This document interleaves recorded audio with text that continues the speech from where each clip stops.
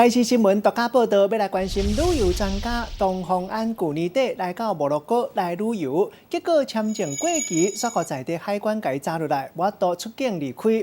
摩洛哥互咱台湾的旅客15天入境的期限，网络就人伫咧分享头食步，就算是超过时间嘛无要紧，伊过去嘛捌安尼做，就咱安尼伫在地算30天，刷落来无度上飞行机留落来，加伫咧在地留1礼拜的时间，逐间都爱走法院办手续，加开差不多4万块，安怎算拢袂好。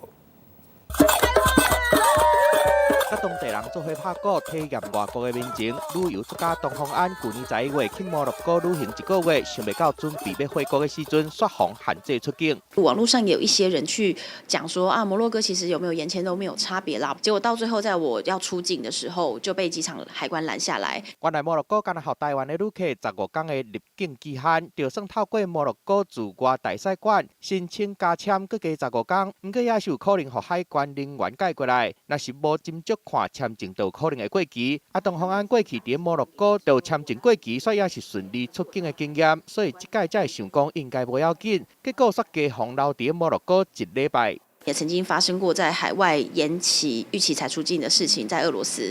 可当时也其实很简单，就是你违规了，那你就去缴罚金。我没有想到说，在摩洛哥逾期出境居然要搞这么多的麻烦，因为事实上我不但上了警局，后来还上了法院。尾啊，东方安唔但爱纳罚金，嘛爱佮加出住旅馆佮机票这的钱，1礼拜算咧，开买台票4万块。我觉得损失惨重。虽然说网络上有很多留言告诉我们说，逾期没有关系，但事实上就是有关系。好佳在东方安伫当地有朋友斗3天，才会当顺利解决这件代志。若无伫当地语言未通，想要顺利回来，恐惊真学。嘛提醒有计划要去摩洛哥旅游的民众，爱加注意，莫违反规定。记者综合报道。